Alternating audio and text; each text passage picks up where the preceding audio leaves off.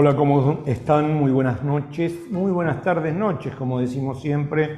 Y bueno, acercándonos a 20 días prácticamente de las elecciones nacionales. Lo veo muy serio. ¿Qué le pasa con las elecciones? Y ¿Tiene algún problema? bueno, sí. pero no me haga hablar. No, lo quiero hacer reír, cambie la cara. Sí, me voy a traer un pompón rojo. No, ayer, bueno, supongo que hablaremos, al menos con dos de los tres invitados de hoy, que hablaremos de, por ejemplo, los debates, ¿sí? El debate de ayer a jefe de gobierno. Vos sabés que me preocupa, pero me preocupa en serio, ¿no? Yo sé que las encuestas que se hacen en los programas de televisión son absolutamente digitadas, pero si no son digitadas me preocupa más, porque ayer en el debate que hicieron, bueno, Jorge Macri, Santoro, la candidata del Frente de Izquierda y Marra, Sí. Ganó Marra, y yo te puedo asegurar, No sabía eso, no no, sabía. la década del 70 fue una década, no la década infame, pero parecida, difícil, complicada, pero uno participaba en asambleas, en la universidad, bla, bla. Yo verlo a este personaje decir prácticamente que, no sé, que lo que le producía que una madre amamantara a su hijo en una manifestación de piqueteros, yo si fuera en la década del 70, creo que el final sería de este muchacho, ¿no? Sí, claro, claro. Pero me parece que ellos tratan... ¿Es una actuación Sí. o piensan Para mí, eso? no. Para mí, digamos, pueden pensarlo. ¿Vos pensás que no piensan eso? Pueden pensarlo, pero yo creo que sobre todo están como ¿Sobreactúan? muy sobreactuados, muy vinculados a generar una corriente de opinión, más que a interactuar con alguna predisposición. Pero te digo, a mí yo estoy un poquito sorprendido de todas las campañas, no por la chatura, la falta de propuesta, que yo sé que es lo que te preocupa a vos, sino porque no estoy percibiendo en mi olfato que lo que dicen muchas de esas encuestas sean reales. Por ejemplo, yo estuve el No, miércoles... la de ayer, viste, yo creo directamente que la pusieron con el dedo, No, viste. pero puede ser, pero no te olvides que ayer las formas de organización, dónde lo transmiten, quién lo transmite, todo Claro. eso te condiciona también al público. Pues está No, porque está muy fragmentada la esto sociedad. fue hecho por el canal de la ciudad, Sí. me pareció un espanto. No lo vi, no lo vi. Vi un pedacito Un largo. espanto. Y después los muchachos de Dos Sobres agarraron, invitaron, que yo pensé que iban a hacer debate, digo, acá terminamos todas las piñas. No. Primero Marra, después el otro, después el otro, Sí, después el otro. pero ojo que en la anterior, la de los vicepresidentes, fue tan sucio, Sí, tan sí. difícil de percibir qué opinaba cada uno, No, un que horror. uno se pierde. Un Entonces, horror. y esta fue demasiado ordenada. Me parece que tienen que encontrar un equilibrio entre el desorden de los vicepresidentes, en el estilo de debate, y el orden excesivo de la ciudad. Pero acá porque... oíme, Marra en el programa de Bonelli y el otro Alfano, lo patoteó Alfano. Yo digo, pero realmente digo, ¿qué le pasa a estos tipos? Yo tengo otro estilo, No, pero yo le quería comentar un tema. Yo estuve el miércoles en Ensenada, en la cancha de Cambaceres, que se hizo el acto de lanzamiento en provincia de Buenos Aires. Estuvo Sergio Massa, candidato a presidente, y Axel Kicillof a gobernador, acompañados por el intendente de Ensenada, Mario Seco. Y ahí se esperaba una cantidad de gente importante. Ahora, nunca esperaron tanta cantidad de gente como hubo. Desbordó la cancha, se llenó al mango y quedaron unas 15 o 20 mil personas afuera. Entonces, ¿qué está pasando? Porque yo no vi ahí algunos sectores muy connotados del movimiento nacional y popular de Unión por la Patria, no estaban, o estaban en muy mínima expresión. una gran movilización sindical que me sorprendió, porque no están participando muy activamente en los actos, pero parecería que han tomado una decisión desde la CGT, las dos CTA, es como que hay una participación. Y después, por supuesto, sí, los partidos, el activismo, lo de siempre que uno conoce. Pero demasiado fuerte para mi forma de... Tu impresión. Sí. Bueno, entonces, ojalá que se dé eso, porque está bueno que haya mucha participación. veremos. Entonces quiere decir que la gente todavía no perdió la esperanza de que se pueda hacer algo distinto, ¿no? Sí, porque estamos hablando de Ensenada, que es un poquito Sí, dramático, ¿no? Claro. Bien, vamos a comenzar y vamos a hablar con los invitados de esto, con los invitados de hoy, de la política, y justamente el primer invitado hoy me lo encontré en la calle y me dijo, ¿y qué pensás de Marra? Bueno, no puedo decir acá lo que pienso. Vamos a escucharlo. Pero vamos a escuchar al doctor. Comenzamos con políticas de Estado. Bueno, dijimos al principio con Eduardo que íbamos a hablar mucho de política, de la actualidad. El invitado ya ha estado varias veces en políticas de Estado, nos acompaña desde hace un año largo.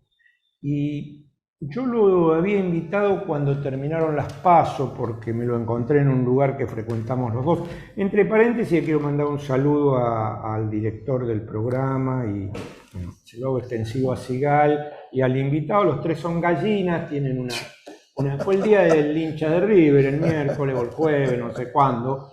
Le mandamos un afectuoso saludo a todos los hinchas de River que nos ven, que cambien el director técnico y el arquero, en lo posible. Pero bueno, volviendo a la política... Muy políticamente correcto lo veo, ¿eh? ¿Yo? Sí. Porque usted no me deja hablar, y aparte porque en Somos, si yo hablo, me cortan. Entonces, al invitado habíamos hablado después de las PASO, y yo le había dicho que viniera porque había hecho un análisis bárbaro de las PASO y de quién había ganado. Me parecía como que no había salido en ningún lado lo que el doctor Burke me había comentado en aquella oportunidad de quién había ganado las PASO. Entonces, ahora que se están acercando las elecciones, y que hoy cuando lo encontré me preguntó qué pensaba de Marra, gracias por venir. Aparte de la corte que ganó las PASO, como me dijo esa vez... No me acuerdo ya, pero sí, si lo dice, sí, debe haber sido así. Debe haber sido así. ¿Cómo ves todo esto que está pasando, toda este avance de la derecha más recalcitrante? Hablábamos con Eduardo en el comienzo, y Eduardo me decía que creía que alguno de estos personajes sobreactuaba. Yo no creo yo creo que son así, ¿no? Pues yo le comentaba una de las cosas que dijo Marra, que fue que no sé qué le había producido ver una madre amamantando a un chico en una manifestación de piquetero. Faltó que dijera que los quería matar a todos, pero bueno, casi. Bueno, yo...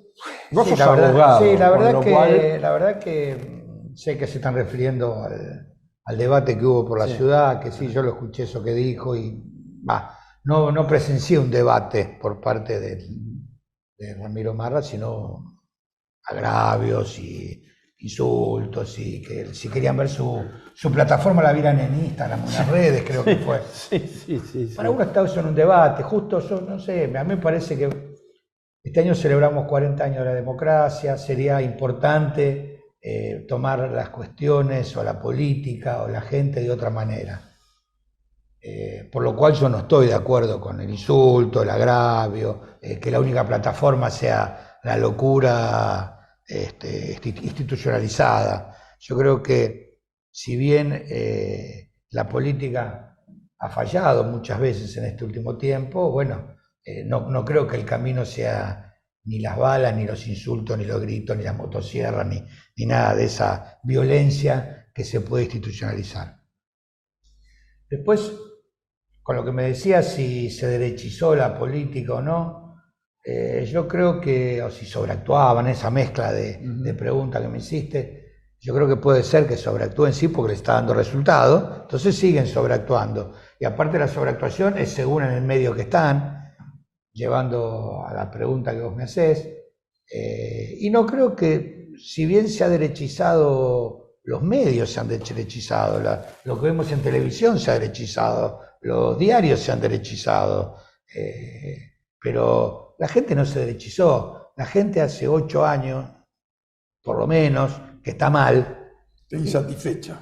No, está mal. La gente que tiene 20 años, 21 años, que hace 8 años tenía 12, 13 y que salió de la secundaria y nunca llegó a fin de mes y ve que los padres están mal y que tiene que estar protestando por todo y que no tenía en el colegio secundario, primario, donde fuera, no tenía los medios suficientes como para poder estudiar, que ni siquiera le daban una tablet después, que se sentía disminuido, relegado por una realidad que se estaba viviendo. Bueno, hoy no sé si se derechizó, buscó una alternativa distinta a lo que vio en estos últimos 8 años, a ver qué pasaba. Y yo la verdad no creo que ese se haya derechizado. Ahora, la sensación que uno tiene es que muchos están pegando un tiro en los pies, ¿no? Porque, para hacer una imagen, te imaginas, si no llegás no teniendo que pagar la escuela y la universidad, si no llegás, si tenés dificultades, por lo menos tenés la posibilidad de ir al hospital público si te enfermas. Ahora, si la educación no va a ser pública, sino que vas a tener un voucher que en algún momento, hay que decirlo, vas a tener que devolver la platita del voucher. No es que el voucher te lo entregan y te olvidas, no, después hay que devolverlo. Si se generan este tipo de situaciones, es como protestar, pero seguir por un camino que te puede costar más dolor de cabeza. Es la sensación que tengo, ¿no? Hablando del tema, hoy una escuela secundaria está en los 400.000 pesos, una escuela primaria privada estamos hablando, privada, claro. Estamos en los 200.000 pesos, 150.000 pesos, según sea de la iglesia o no, o sea, según esté subvencionada por el subsidio que esté o no. Entonces sepamos que lo que es barato está subsidiado y lo otro es impagable. Entonces eso es lo que van a pasar con los vouchers. Van a tener los vouchers para ir a pagar a dónde. Pero la verdad que yo tampoco quiero, la gente menor, o sea, la gente, digamos, que no tiene 21 años para abajo, probablemente no lo entienda esto. Mi preocupación es quién es 40 para arriba. Quien tiene 40 para arriba vivió lo que están proponiendo, vivió el 2001. Entonces es muy difícil pensar o explicarle. ¿Qué le puedo explicar yo a alguien que me dice que va a seguir el plan Cavallo? Lo que hizo Cavallo, ya lo vimos nosotros, ¿no? No es cuestión de error. Muchos me dirán, también estamos viendo lo que hizo el gobierno de Macri y lo que hizo Massa, ¿y por qué lo vamos a seguir?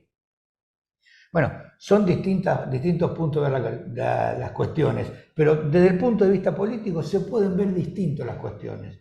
Desde el punto de vista, ¿cómo puedo decir? Desde el punto de vista actuado, como me decían, o de esta sobreactuación, o de esto, vamos a quemar el Banco Central, vamos a dejar, o de las posturas que tiene la vicepresidenta, que realmente me parece que son repudiables, porque nadie que esté a favor de lo que vivimos, yo no puedo decir de qué está a favor o qué no, porque no puedo decir que una persona esté a favor de la tortura, de la muerte, de las desapariciones, de los capuchas, etcétera, etcétera. Pero bueno, está trabajando con gente que sí lo hizo.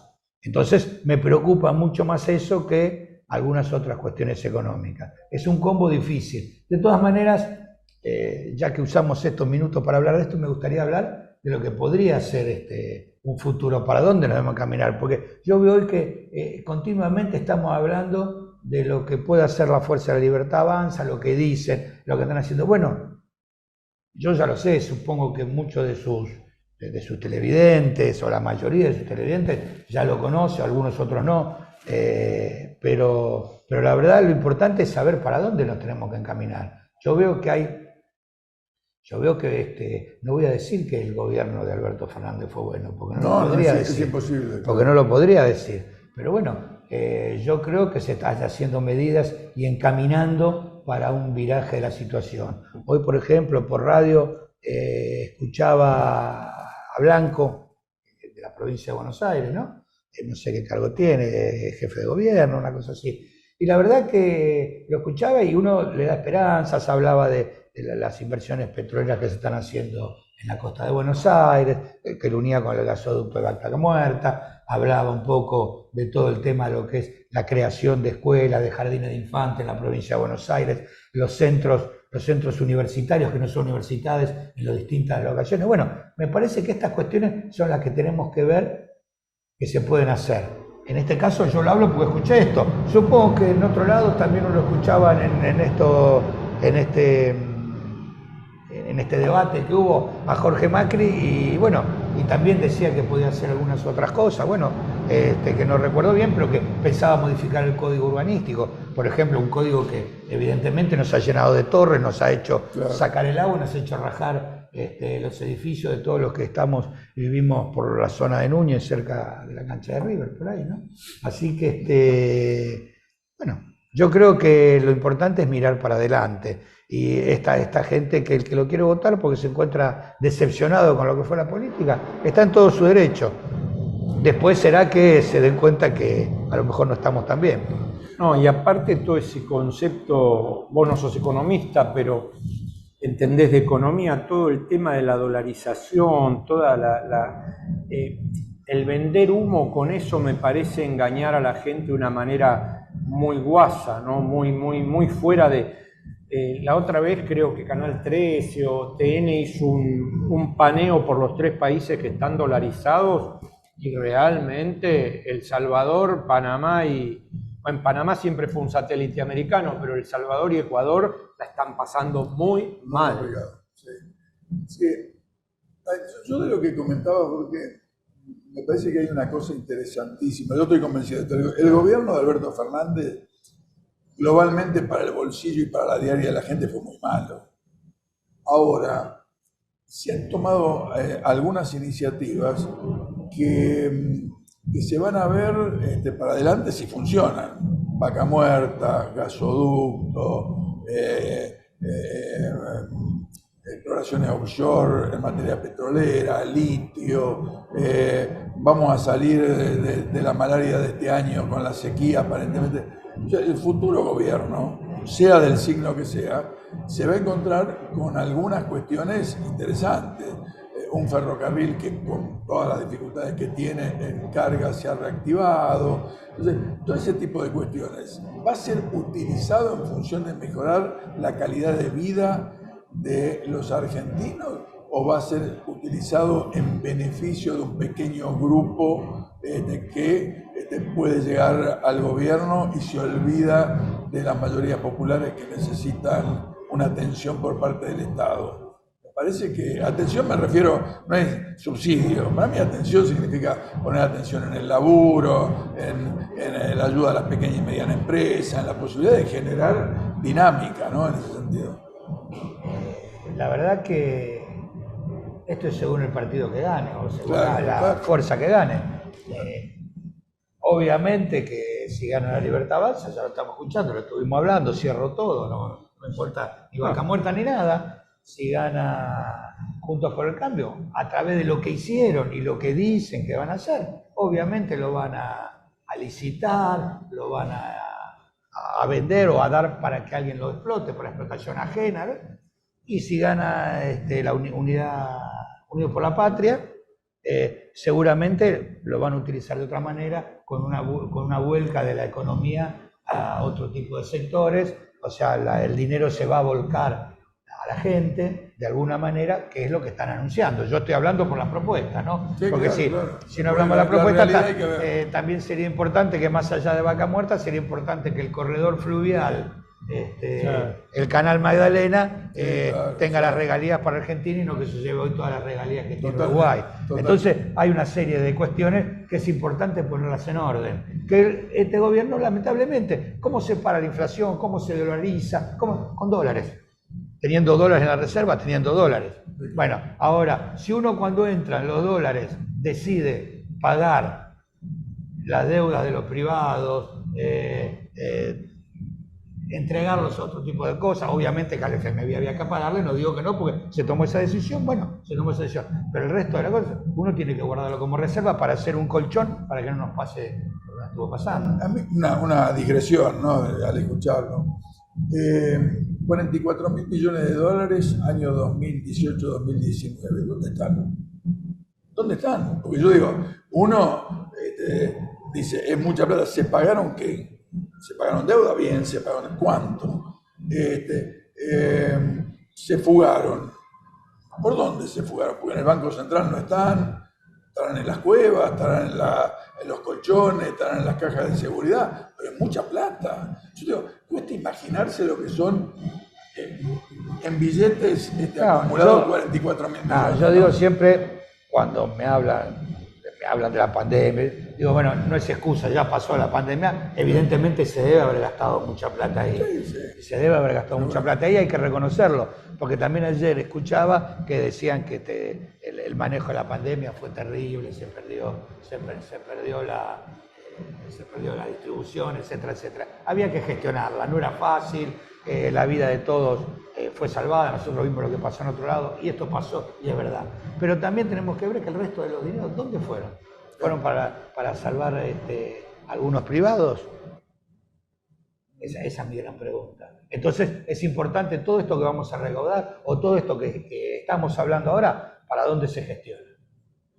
¿Por qué habías dicho en las PASO que había ganado la Corte?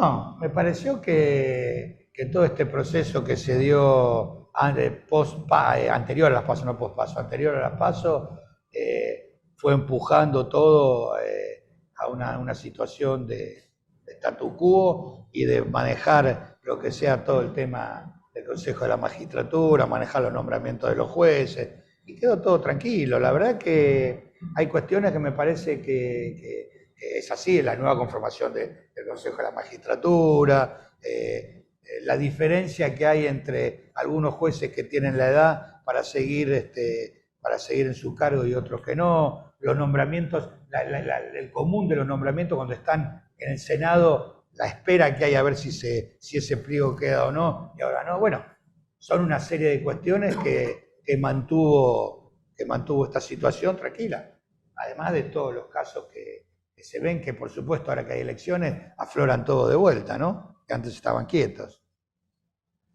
¿Cómo está la situación entre los abogados? ¿Existe este mal humor? ¿Hay demandas que se están haciendo? Bueno, yo lo que digo es que la situación de la profesión está muy baja, está mal. Primero, puedo hablar en la provincia de Buenos Aires, que es mi ámbito, donde yo me manejo más allá de poder hablar de toda la nación, por supuesto. Sí. Pero en la provincia de Buenos Aires hoy estamos luchando por una ley de honorarios que se dictó hace mucho tiempo y que hoy no se cumple. Entonces, también nosotros pedimos y exigimos que esa ley de honorarios sea cumplimentada por los jueces y por la Corte Suprema. Porque los honorarios es el salario que tiene el abogado, no hay otra manera de cobrar.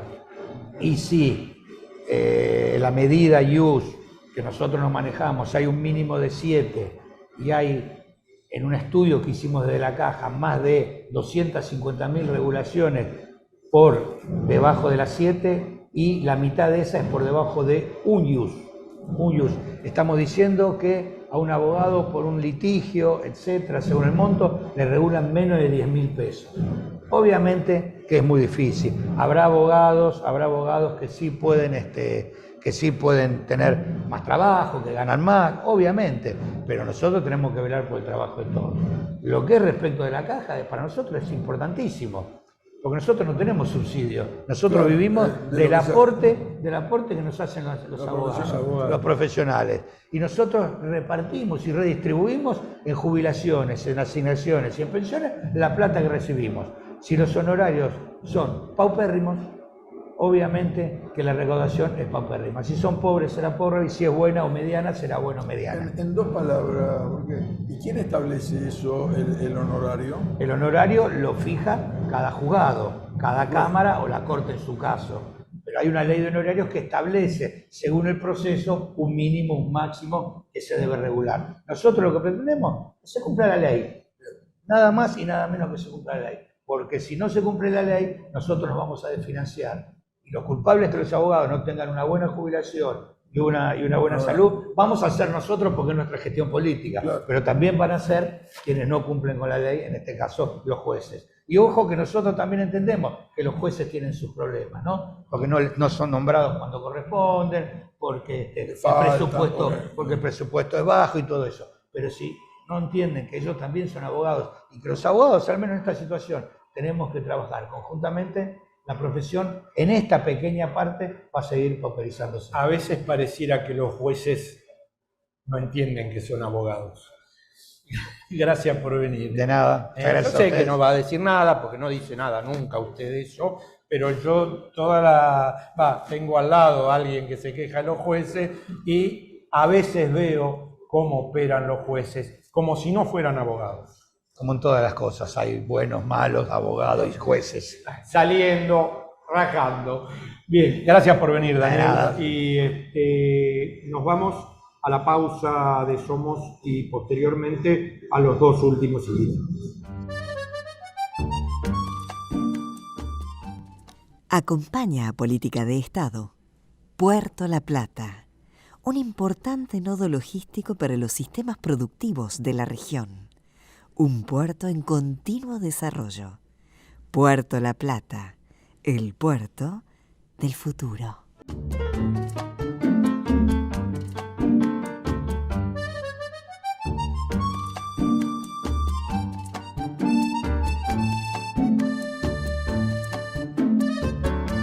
Bueno, dijimos al principio que íbamos a tener un programa variado y efectivamente tenemos por primera vez en Políticas de Estado alguien que en algún momento la vamos a volver a invitar para hablar de un tema muy denso como es el tema de trata y las políticas de Estado, si es que existen, en relación a eso. María Inés Pacheca es la coordinadora de CAREF y para los que no conocen, sería interesante primero darte las gracias por estar y segundo que cuentes qué es CAREF. Bueno, muchas gracias por la invitación. Yo soy la coordinadora del área de investigación de CAREF. CAREF es la Comisión Argentina para Refugiados y Migrantes. Es una organización de la sociedad civil que se creó en 1973 con motivo del golpe de Estado de Pinochet. La directora ejecutiva es Gabriela Liguori, que es trabajadora social, en tanto que yo soy antropóloga. CAREF ya este año cumple 50 años, tenemos un montón de festejos a lo largo de todo el año programados, después les vamos a mandar las invitaciones. CAREF se fundó en 1973 a iniciativa de un conjunto de iglesias protestantes históricas en articulación con el Consejo Mundial de Iglesias, que vincula también a las iglesias, digamos, protestantes de gran parte del mundo, ante la preocupación por las personas que estaban saliendo de Chile inmediatamente después del golpe de Pinochet.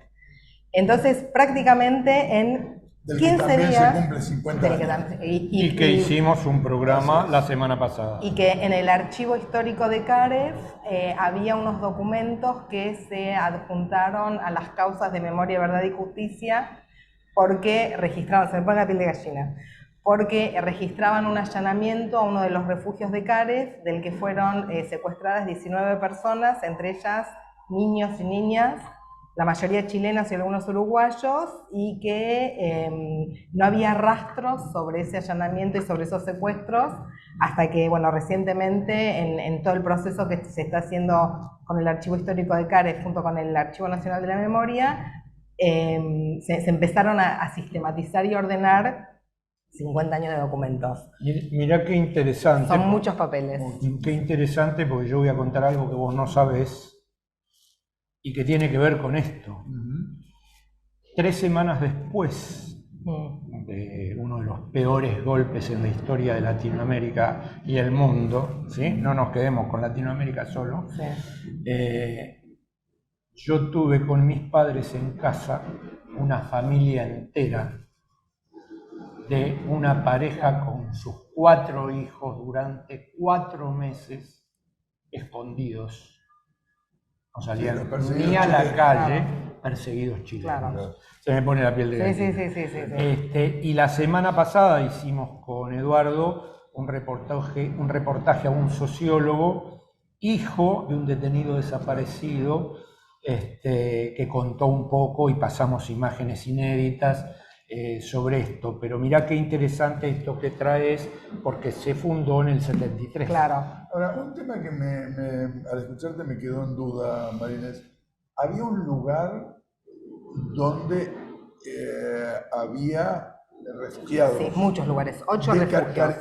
Caref tenía... Tuvo, o sea, en ese momento, digamos, cuando se crea No sabía, por Caref, eso te pregunto. o sea, cuando se crea Caref, empieza a trabajar directamente recibiendo y asistiendo a familias que venían de Chile. Entonces, como que la primera impronta institucional tiene que ver con el trabajo con personas refugiadas. En el año, o sea, Caref se crea en octubre del 73 y empieza como a trabajar ya activamente, inmediatamente, y a lo largo del año 74 y 75 sobre todo, se organizaron varios refugios en Capital Federal y en algunos en el Gran Buenos Aires. En total, a lo largo de entre el 74 y el 79, más o menos, incluso hasta el 80, hubo en 8 casas de refugio. Incluso habiendo dictadura en Claro, Argentina. eso iba a es decir, ¿no? importante. Ahí fue todo un poquitito más complicado. Claro. Pero sí, hubo todos esos refugios que llegaron a alojar varios cientos de personas. Algunos eran grandes, porque eran, digamos, estructuras institucionales que pertenecían a las iglesias. Otros eran casas comunes, digamos, grandes, equipadas, todo, que por ahí había 5, 6, 7 familias con chicos. Pero digamos, todos los primeros años de trabajo, sobre todo 73, 74, 75, incluso hasta el 76 con el golpe, estuvieron básicamente dedicados a recibir refugiados chilenos y también uruguayos, algunos de los cuales se quedaban en Argentina. Claro, te y iba otros, a decir, la contención hasta que pudieran asilarse. tal cual, y otros después seguían a terceros países, que generalmente fueron... México.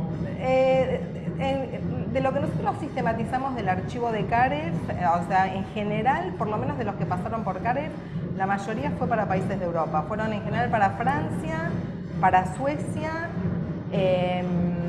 algunos fueron también para el Reino Unido. Dependía mucho de un montón de contactos y un montón de circunstancias. O sea, había muchas familias que había que sacarlas como con mucha urgencia. Y entonces, en general, en esos casos, la decisión que el equipo de trabajadoras sociales tomaba en el momento es cuál es el primer país seguro al que lo podemos mandar. Claro. Entonces, el país que enseguida decía que los recibía y que habilitaba la visa, las personas iban para esos países. Hay un tema del que se habla poco con Argentina y tiene importancia, me parece, por el negacionismo que muchas veces estamos escuchando en este momento, es de que había cierta coordinación entre los gobiernos militares, los servicios de inteligencia, en ese tema de perseguir también a quienes iban de un país a otro. Claro. Sí. En el archivo de Caref, o sea, el archivo de Caref realmente es un archivo impresionante porque no solo recorre 50 años de historia, sino que tiene los primeros años con muchos materiales justamente sobre los golpes en los países de la región. Claro. Y hay un documento que yo me acuerdo particularmente que es un hombre chileno, año 74 debe haber sido esto, o sea, antes del golpe, 74-75, un hombre chileno que estaba recibiendo asistencia de Caref, estaba alojado cerca de la sede de Caref en el barrio de Flores, en un alojamiento, en un hotel en ese momento, y había salido literalmente a comprar zapatillas para su hijo, y en la avenida Rivadavia y Boyacá, más o menos, lo cerca la policía, lo detienen y sabían que era chileno, sabían su nombre y le empiezan a hacer un montón de preguntas sobre otras personas chilenas que él había conocido por su militancia en Chile, o sea, mostrándole que tenían un corpus de información sobre esa persona y sobre sus actividades en Chile que era impresionante, ¿no? Esa referencia a Flores, y eso tiene que ver con la iglesia también protestante. A ver, Caref es una organización ecuménica que fue conformada por iglesias protestantes. En este momento, espero acordármelas todas, en este momento es la Iglesia Evangélica del Río de la Plata, la Iglesia Valdense, la Iglesia de Discípulos de Cristo, la Iglesia Metodista y la Iglesia Luterana. O sea, son iglesias que tienen como, o sea, que han sido parte de CAREF y que han sido parte de la Asociación Permanente de Derechos Humanos. O sea, son iglesias que han estado muy vinculadas a todo lo que tiene que ver con la lucha por los derechos humanos y por la protección de derechos en América del Sur y en otros países. No obstante lo cual, y esto me parece importante también aclararlo, el equipo técnico de CAREF es un equipo técnico que no es parte de las iglesias, o sea, es un equipo profesional que es contratado y que, o sea, que es parte de la institución, pero que no tiene pertenencia orgánica necesariamente a ninguna de las iglesias. O sea, ni yo ni ninguna de las otras personas que trabajamos en CAREF, en los equipos técnicos somos parte de las iglesias, más allá de que tenemos contacto con la junta directiva que está conformada por las iglesias y que la verdad, o sea, yo soy parte de CAREF hace más de 20 años y siempre, digamos, la escucha y la preocupación de las iglesias y de la comisión directiva por todos los problemas que le llevamos al equipo técnico en cuestiones de migración y de asilo fue siempre excelente. O sea, siempre fue una agenda absolutamente adecuada a las inquietudes que llevábamos desde los equipos técnicos. Y abiertas. Sí, sí, sí. Bueno, te damos las gracias, te dejamos abierta la invitación Sí, claro. para el tema trata y este tema que bueno, que en algún momento lo podemos retomar porque hay mucha gente que desconocía que existía. Sí, para mí lo Sí. más importante me surge en El momento. político que estamos Histórico. viviendo en la Sí. Argentina y, Sí. y el momento histórico de lo que hemos vivido. Me parece que hay que conservar la memoria. Sí, Hay que Y porque hay conservarla. mucha gente que quiere la memoria para el otro lado. No, pero también Este hay es el muchos problema. que ignoran por Claro, un déficit. claro, claro. No Sí. trabajar, no De comunicación. relatar, no debatir, Exacto. no intercambiar, no informar, se producen estos vacíos y en el vacío entra cualquier cosa. ¿Puedo hacer un último Sí. comentario? O sea, porque, digamos, si CAREF es una institución con 50 años de trayectoria y hasta fines de los años 80, más o menos diría, el foco estuvo claramente puesto en personas refugiadas y después con el retorno de la democracia argentina y de los países de la región, con las personas que retornaban Claro. después del exilio. Pero ya desde la década del 90 en adelante, el grueso del trabajo de CAREF y el trabajo actual en general tiene que ver con personas migrantes regionales, o sea, de América Latina y también de fuera de la región, y con personas que necesitan algún tipo de protección internacional. Pero lo cierto es que el trabajo institucional y la agenda institucional ha ido cambiando y adecuándose a lo que es la movilidad de personas en la región.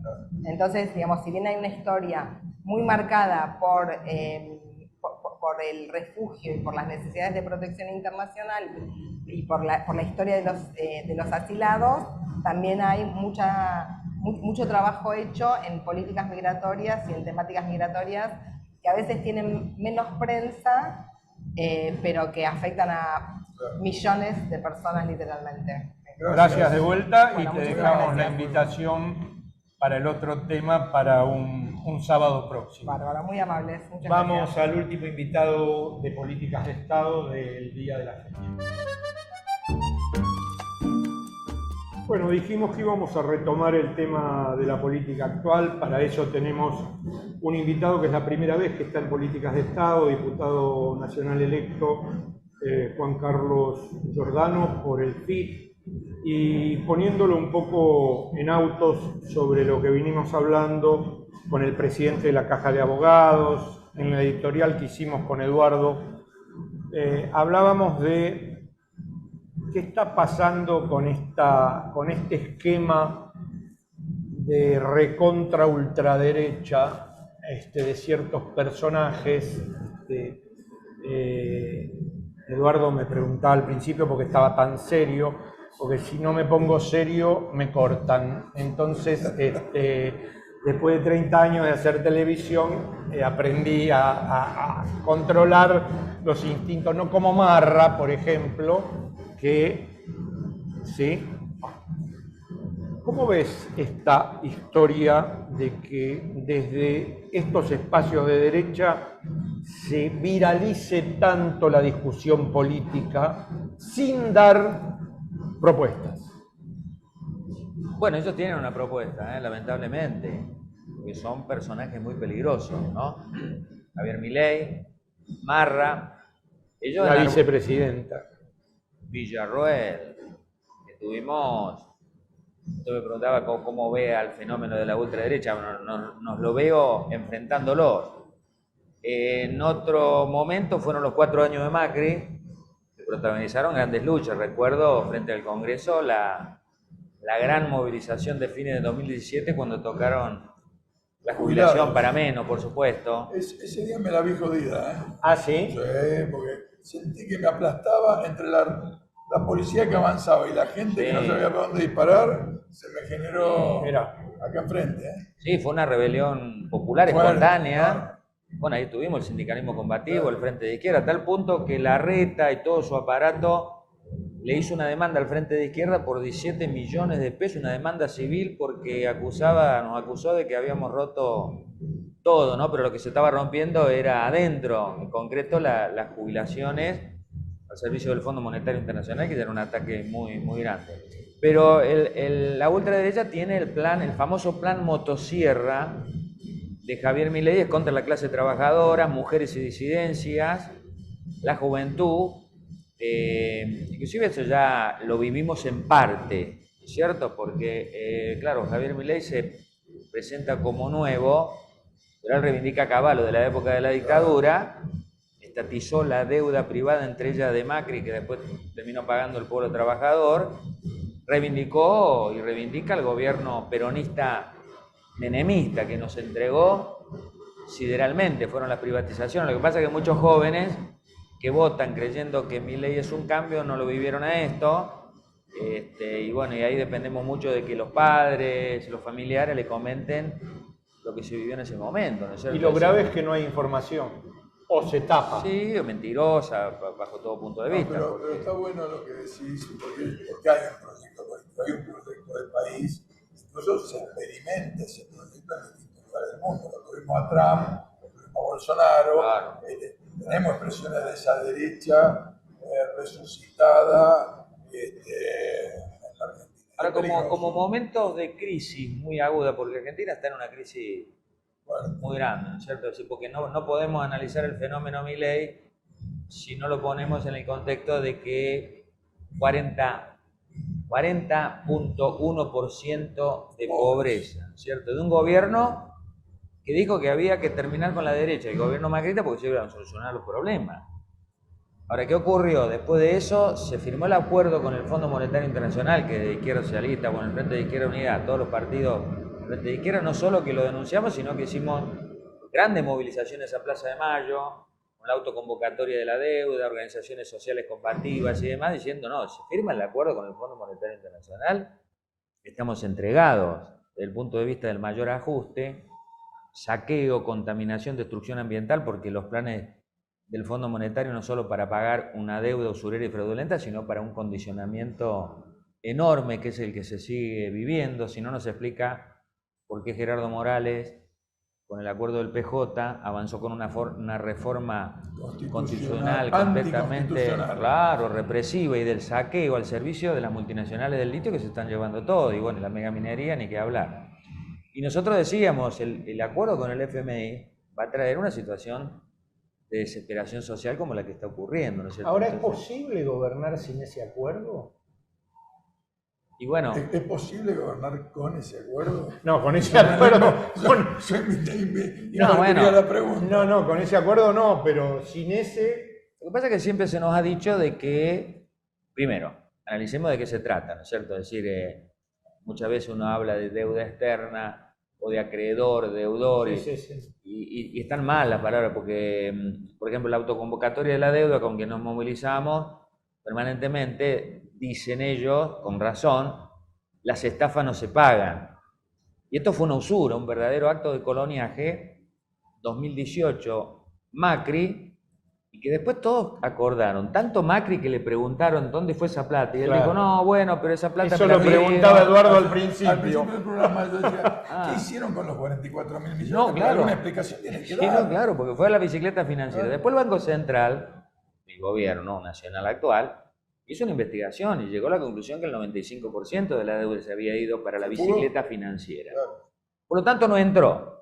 Es más, un documento del FMI, la letra chica, decía que ni $1 podía ir a lo que ellos dicen los gastos corrientes: salario, trabajo, una escuela, un hospital, una vivienda popular. De manera que ahí hay una actitud soberana de los pueblos, inclusive esgrimida por Estados Unidos cuando dejó de pagar muchas veces deudas externas, diciendo que si la plata no entra, es la teoría de la deuda odiosa, ¿no es cierto? De la teoría que más allá de la que la contraiga un gobierno, si no entró en beneficio popular ese dinero, y el Estado soberano tiene el derecho de decir, no, entonces no vamos a pagar en el medio encima de la pandemia. Porque el gobierno nacional esgrima la pandemia, o en su momento, bueno, después la sequía, después la guerra de Ucrania y demás, pero para seguir llevando adelante el acuerdo con el FMI, el mayor ajuste. Eso es mayor ajuste, mayor sometimiento. Es el mismo Fondo Monetario que tuvo detrás del genocidio de la dictadura militar. Ahora tengo una De pregunta. todos los Mi ajustes. mujer, porque lo hemos traído al programa, porque yo he hecho programas con él desde hace muchos años y ahora por Instagram. Mi mujer me decía, ¿por qué no le preguntás al Pollo Sobrero? Ah, el pollo sobre. ¿Por qué no sí. le preguntás por qué la gente se va hacia este payaso y no se va hacia la izquierda? Bueno, lo que ocurrió es que hay Ante tanta crisis, no, tanta bueno, pobreza, pero no necesariamente de las crisis se sale por izquierda. No necesariamente de las crisis se sale por izquierda. El hambre, la pobreza, la marginalidad social, la desigualdad social y el hartazgo social, no necesariamente. Por supuesto que hubiésemos creído y demás, pero ¿qué pasa? Que Pero ¿por qué no pudieron captar? bueno, captamos 642.000 votos, que fue más o menos la expresión electoral que tuvo el Frente de Izquierda desde que se constituyó esta parte en una elección presidencial, ¿cierto? Ahora, es un hartazgo que está, por supuesto, canalizado de manera equivocada. Lo que pasa es que tenemos un gobierno que se lo tilda de centroizquierda, de izquierda, hace toda una campaña del Estado presente, de la inclusión social y demás, y lo que se ve es algo opuesto. Entonces, muchas veces eligen a supuestos salvadores, ¿no? Como en el caso de Milei, ante la desesperación más general, y sí, es un voto completamente equivocado. Lamentablemente surgió... Yo creo que hay un problema de deuda de la política y debate con la sociedad, de todos, me incluyo, porque acá si no hay organización y no hay protagonismo popular, no hay transformación inclusiva posible, porque los que presionan hasta el hartazgo son los grupos concentrados de poder. Sí.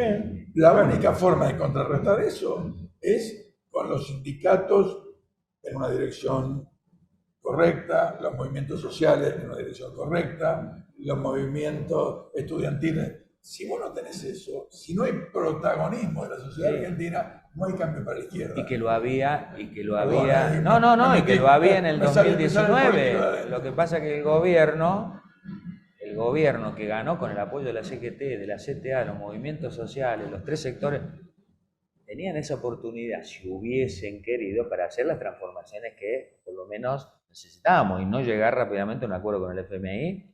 Y bueno, entonces no nos queda otra que decir las marchas ya preventivas y demás, del movimiento de mujeres y demás, para decir, bueno, vamos a enfrentar al gobierno, al mayor ajuste, claro, y prepararnos de ya para enfrentar ultraderecha, Milei, Patricia Sin hacer Bullrich y demás. futurología, ¿cómo ves lo que viene? Delicado, complicado. Sí. Delicado y complicado porque es de los tres que ganen más allá, ¿no? Porque el gobierno está aplicando un mayor ajuste al servicio de pagar una deuda externa. Por ejemplo, el cambio de la movilidad jubilatoria fue a la baja y el robo salarial y jubilatorio lo ha cifrado la CTA Yasky con un informe que dijo en los últimos 4 años de gobierno se transfirieron 70.000 millones de dólares del lado del trabajo para el lado del capital. Y bueno, es una situación complicada. Lamentablemente la CGT y la CTA hacen marchas, actos a favor del gobierno, y en todo este tiempo ha habido una pérdida muy importante de todo punto de vista. Así que bueno, lo que queda es postular una salida de fondo. La ruptura con el FMI, el no pago de la deuda, y que se haga pelear para un plan económico alternativo, obrero y popular, que no tiene nada que ver ni con lo que ofrece Massa, ni con, por supuesto, la ultraderecha Milei y Patricia Bullrich. Por eso seguimos fomentando la unidad de la izquierda con Miriam Bregman, Nicolás del Caño, que es nuestra fórmula presidencial, y bueno, el Pollo Sobrino en la provincia de Buenos Aires. Bueno, muchísimas gracias. Va a estar complicado. Alguna vez Perón dijo en el 73 desde Madrid: lo lindo de esto es lo feo que se está poniendo. Sí, a mí cuando te escuchaba el tema de la motosierra, se me ocurrió una imagen, me vino una imagen, no sé por qué al escucharte a vos. La motosierra es un instrumento de trabajo que hay que saber manejar. Claro. En manos de estos locos puede empezar a cortar cabeza, destruir. Bueno, ¿te cabe duda que va a pasar eso? Pero por eso digo, es un buen. Vos venís de la izquierda, porque yo soy peronista, pero bueno, a mí me pueden pegar con un bate de béisbol, pero vos venís desde ese lugar. Pero el tema, viste, que las cosas que a veces nos hacen reír son sumamente peligrosas. Gracias, Juan Carlos, por venir por primera vez. Te volveremos a invitar y bueno, queremos hacer un debate serio, no lo que se ve por televisión, de propuestas y demás, y estamos con Eduardo tratando de ver cómo hacemos para hacer confluir las distintas propuestas, si es que las tienen, ¿no? Porque si no las tienen, con la chicana no vamos a ningún lado, ¿eh? El agradecido soy yo, ya estuvo el debate de Nicolás del Caño, en las vicepresidenciales, y ahora viene el 1 y el 8 en las presidenciales con Miriam Bregman, así que bueno. ¿A dónde vamos? Nos vamos al puerto, lo vamos a escuchar a Pepe Lojo, el presidente del Puerto de La Plata, hablando sobre la remodelación e interconexión entre Berisso y Ensenada. Y después nos vamos, le damos las gracias por habernos permitido entrar en su casa, esperamos que le haya gustado, como todos los sábados a las 19 por Somos, Canal 7 Cablevisión, 517 de Flow y por supuesto por YouTube en Política de Estado. Chao, que la pase muy bien. Hoy venimos a anunciar una obra que se trata de poner en valor absoluto a la calle Varadero. Para el puerto es esencial. Una nueva mirada hacia el puerto. El puerto va a quedar accesible, disponible, visible. Esta obra significa para nosotros la integración, ciudades, puerto, comunidad, puerto. Conectar el lado Ensenada con el lado Berisso del puerto. Esto significa que el transporte de mercaderías, de insumos y de todo lo que tiene que transportarse de un lado hacia el otro tiene que hacerse en forma segura, confiable y ágil y eficiente. Porque para eso estamos como puerto, para dar eficiencia a la operación. Ese es el objetivo de nuestra gestión. Más y mejor trabajo para todas y para todas. Es una calle que tiene entrañas, es una calle que tiene trabajo, que tiene producción, que circula energía por debajo de esta calle. Bueno, tenemos que respetar todo eso y darle un valor social, porque va a haber energía de trabajo por abajo y energía de disfrute por arriba. Muchas gracias.